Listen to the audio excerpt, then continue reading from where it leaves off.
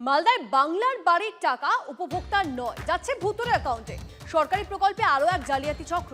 দুর্নীতির অভিযোগে তৃণমূলকে নিশানা বিজেপি। আর তৃণমূল বলছে দুর্নীতির সঙ্গে কোনো আপোষ নয়। উপভোক্তার নাম একই থাকছে, কিন্তু অ্যাকাউন্ট নম্বর থেকে শুরু করে আধার নম্বর বদলে যাচ্ছে। সরকারি প্রকল্পে আরও এক জালিয়াতি চক্র। এবার ট্যাব কেলেঙ্কারির মতোই মালদায় বাংলার বাড়ি প্রকল্পের টাকা চলে যাচ্ছে ভুতুরে অ্যাকাউন্টে। ইনি ইংরেজ বাজারের যদুপুরের বাসিন্দা এমডি তৌসিফ। তার অভিযোগ, বাংলার বাড়ি প্রকল্পে তার মায়ের নাম থাকলেও অ্যাকাউন্টে টাকা ঢোকেনি। ব্যাংকে খোঁজ নিয়ে দেখা যায় উপভোক্তার ব্যাংক অ্যাকাউন্টের নম্বরই বদলে ফেলা হয়েছে। সেই ভুতুরে অ্যাকাউন্টে ঢুকেছে 1,20,000 টাকা। আমার মায়ের নামে আবাস যোজনার ঘরের নাম এসেছিল। মায়ের অ্যাকাউন্ট দিয়ে দেখি যে আমার মায়ের অ্যাকাউন্টে টাকা ঢুকে নেই। আমার মায়ের আইডি, আমার মায়ের নাম, বাবার নাম সবকিছু ঠিক ছিল। পরবর্তীতে জানতে পারি কি যে অ্যাকাউন্ট নাম্বার আর আধার নাম্বার ভুলবশত অন্যজনের অ্যাকাউন্টে টাকাটা ঢুকিয়ে দিয়েছে। তৃণমূল পরিচালিত পঞ্চায়েত প্রধানের স্বামীর অবশ্য দাবি, খবর পাওয়ার পরেই ওই ভুতুরে অ্যাকাউন্ট বন্ধ করে দেওয়া হয়েছে। স্যার, এসবিআই অ্যাকাউন্টটাকে সিজ করে দেওয়ার কথা বলা হয়েছে এবং সিজ করাও হয়েছে। এখন বিষয়টা ভালোভাবে তদন্ত করে দেখতে হবে।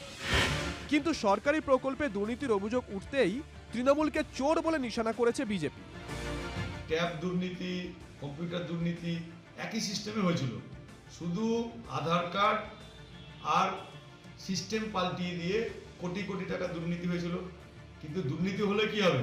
সরকার তো তৃণমূলের, ওপর থেকে নিচ অব্দি কেউ যদি দুর্নীতি না করে, আলপিন থেকে এলিফ্যান্ট, তাহলে তৃণমূল কংগ্রেস করতে পারবে না।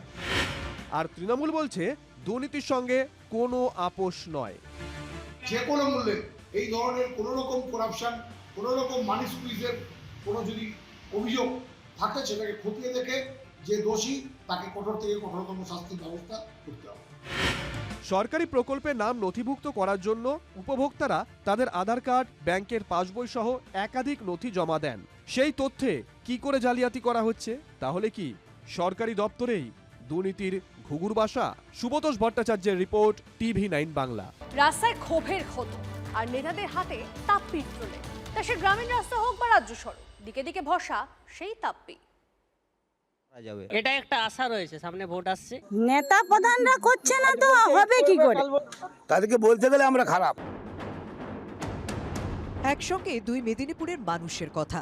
গ্রামীণ রাস্তা হোক বা রাজ্য সড়ক, পাবলিকের জন্য হোঁচটি বরাদ্দ। রাস্তার দাবি ধুলো হয়েই উড়ে যায়। মেদিনীপুর থেকে ভাদুতলা হয়ে লালগড় 13 কিলোমিটার রাস্তার এই হাল দেখে কেউ বলবেন না এটা রাজ্য সড়ক। একটাই রাস্তা, তাই উপায় নেই জনতার। জীবন হাতে এই পথেই রোজ ছুটছে গাড়ি, বাইক। কোনো পেশেন্ট যদি বাড়িতে কোনো পেশেন্ট থাকে, নিয়ে যেতে এমার্জেন্সি হলে মারা যাবে। কি বলো, বোঝে না, গাড়িতে সিটে বসতে পারেনি, এত দাম করছে গাড়ি।